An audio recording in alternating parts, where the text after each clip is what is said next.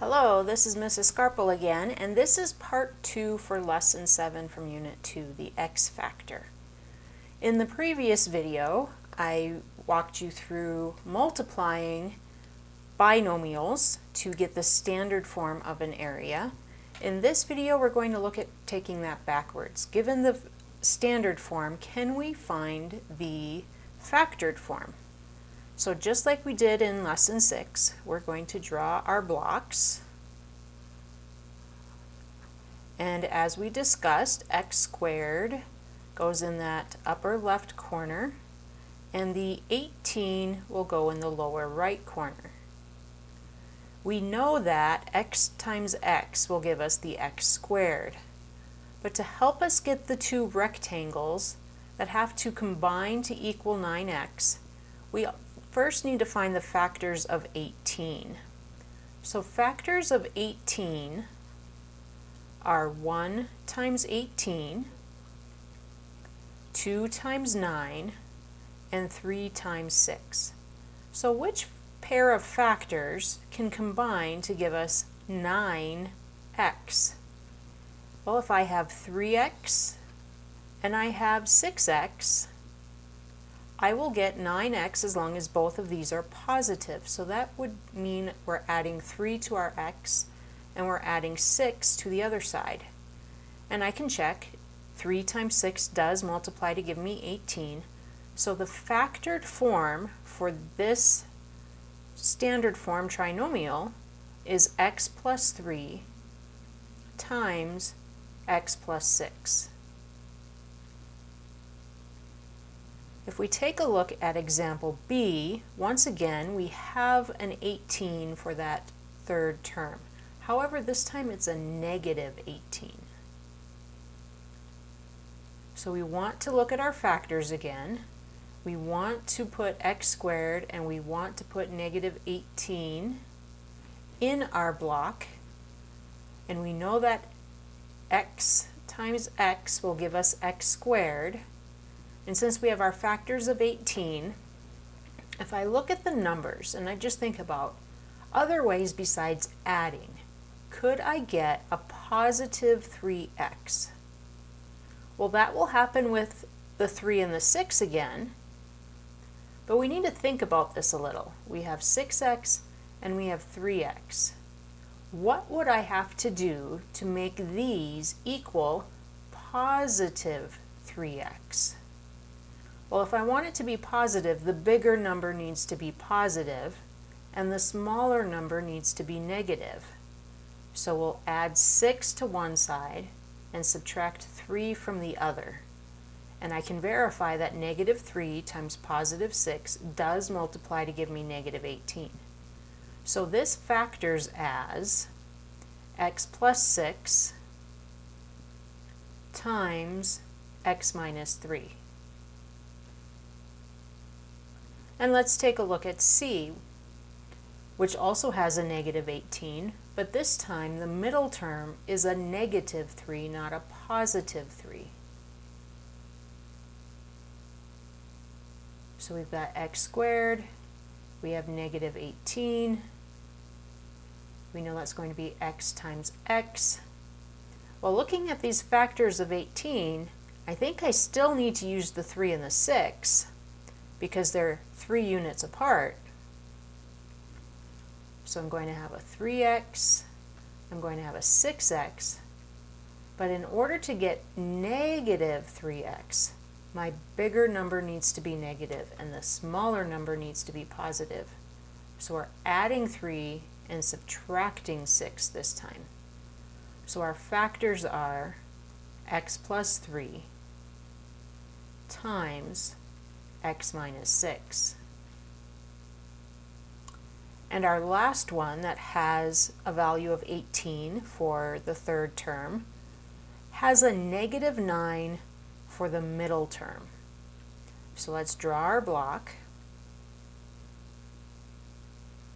Let's fill in this x squared, the first term, and the 18. Now 18 is positive, but the middle term is negative. Well, I know that the only ways I can get a positive 18 is if I multiply two negative numbers or multiply two positive numbers. But since 9 is negative, I'm going to need two negative numbers. So the two factors that will give me a 9 in any shape or form are 3 and 6. So we have 3x and we have 6x, but they both need to be negative in order to get that negative 9. And I need to actually write a 3 where I just wrote a 9. So this factors as x minus 6 times x minus 3. So we can have both factors include an addition. We can have both factors have different operations. One is an addition, one is a subtraction, or both factors could have a subtraction. So you really do need to look at your factors of the third term and see if there's any way to combine them through adding or subtracting to get the second term. Let's take a look at example E.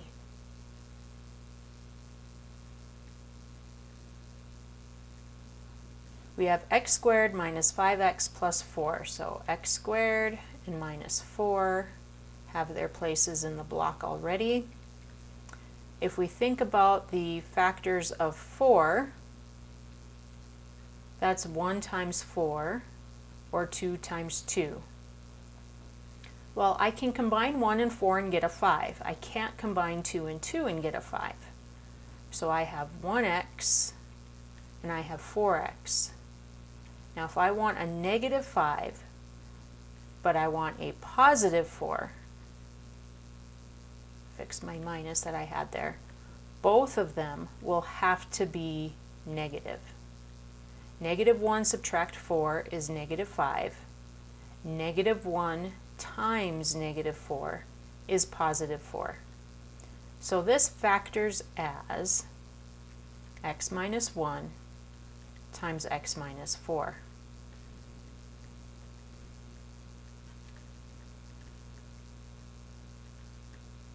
Example F has 4 for its third term again. This time it's a negative 4, and our second term is a negative 3. Well, because it's a negative 4, I know one of my numbers needs to be negative and the other needs to be positive. And there's no way I'm going to do that with a 2 and a 2. Positive 2, negative 2 would cancel out. So I must use 1x and 4x again. But because it's a negative 3, that means my bigger number is going to be negative. So we have x minus 4 times x plus 1.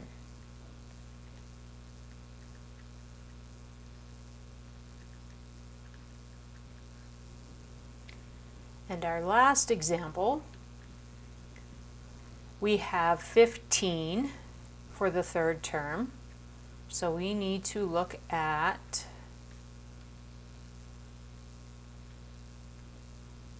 factor pairs of 15, and it's a negative 15.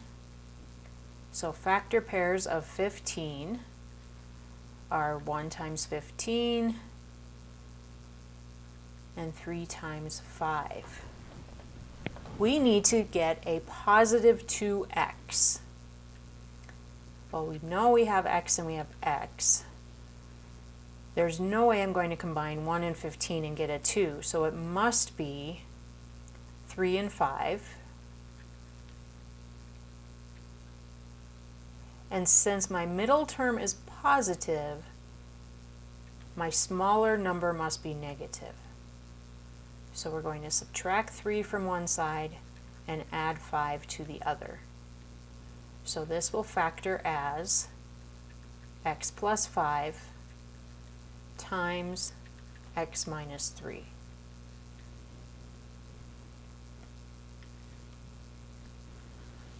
So for number 15, we're writing an explanation of how to factor a trinomial in the form ax squared plus bx plus c, where b and c can be either positive or negative numbers.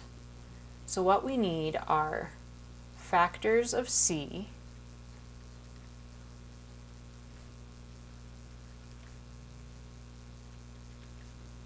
that combine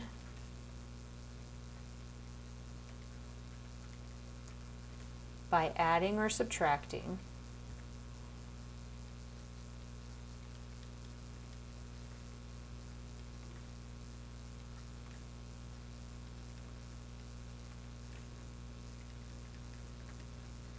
to equal b.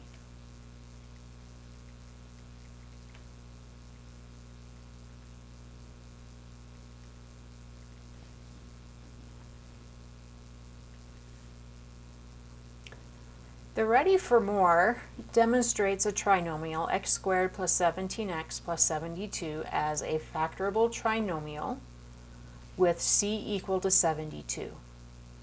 How many other factorable trinomials with c equals 72 or negative 72 can you find? Now in class we didn't actually find all of them, and I'm going to explain why. If we take 72 and we write all of the factor pairs, we have 1 times 72, 2 times 36, 3 times 24, 4 times 18, 6 times 12, and 8 times 9.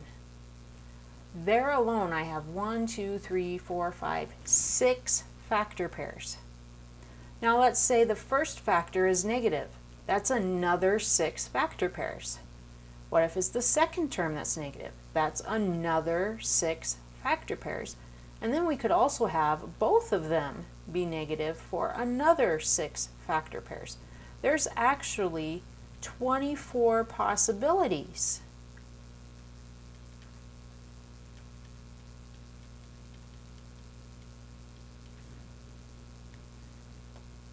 I don't know about you, but I don't know that I want to write all 24 combinations of how this can factor with c being a positive 72 or a negative 72. So it's very important that you think about all of the factor pairs and then you take a look at what the b value is in your trinomial. So what were the takeaways from this lesson? When we multiply to get a trinomial in the form ax squared plus bx plus c, we know that m and n have to multiply to give us c, but they add to give us b. We also know that if m and n have opposite signs, c will be negative. We know b will be positive if the factor with the biggest number is positive, and we know b will be negative if the factor with the biggest number is negative. We also saw the difference of squares pattern. So if I added the same amount on one as I subtracted from the other, we were left with x squared minus a squared, two square numbers being subtracted. Difference means subtraction. We also looked at steps for factoring a trinomial in the form x squared plus bx plus c, where b and c can be either positive or negative. So we would draw blocks with 4 sections. We placed x squared in the upper left section. We placed the c or the units in the lower right section. We found factors of c that would add to equal b, and when I say add, I'm talking I could be adding a negative number, which really is a subtraction. And then finally we wrote the area as an expression of side lengths. We wrote it as factors, one side times another side. If you do this without a diagram, you're still going to find factors of c that equal to b, but then you're going to write 2 factors that include an addition to or a subtraction from x. And now for the retrieval for the lesson. These are all linear equations in different forms. We need to state the important features that are either given or most easily found from the form of the equation provided. So this first equation is what we call point-slope form.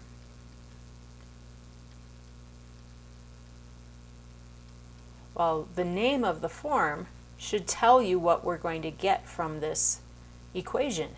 The 3 will be the slope, so I can identify the slope of my line, and I can find a point on the line.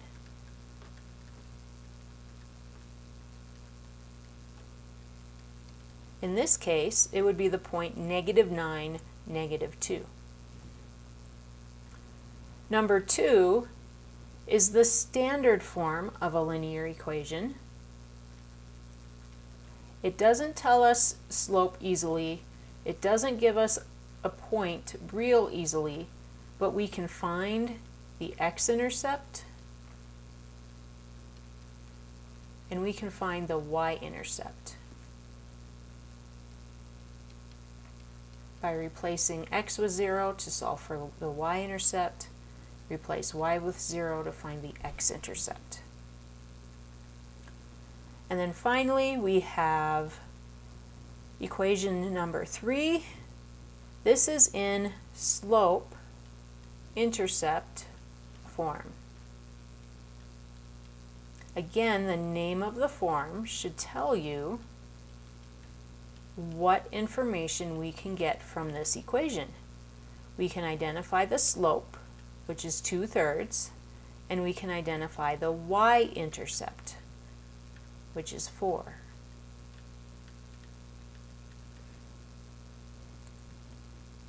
And then finally, we've got review from earlier in the unit where we were graphing parabolas. So we've got this parabola f of x equals 2 times x minus 3 squared minus 6. We're going to graph it, including the vertex and 2 accurate points on each side of the axis of symmetry. So let's start with the vertex. The location of the vertex is going to be at 3, -6, because it's going to go right 3 and down 6. It's going to have a stretch by a factor of 2 because it has this a value in front.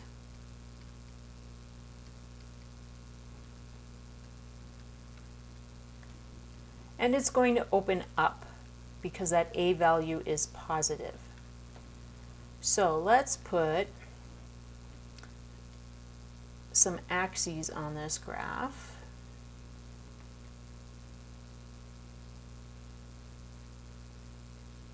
And let's plot the vertex. Right 3, down 6. 1, 2, 3, 4, 5, 6. And then we have the anchor values of 1, 4, and 9. But because of the stretch, I need to multiply each of them by 2. So we'll go by 2, 8, and 18. So when I move away horizontally 1 unit, I'm going to go up 2. That's on the right and the left. When I go horizontally from my vertex 2 units, I'll go up 8 on both sides. When I move horizontally 3 units, I'm going to go up 18.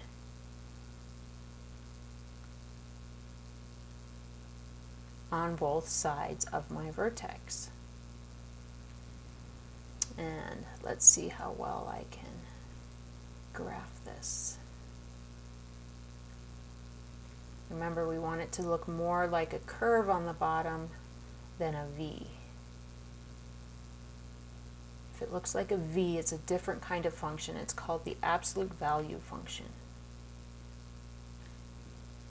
And that's our graph. And this also concludes Part 2 of Lesson 7 for Unit 2.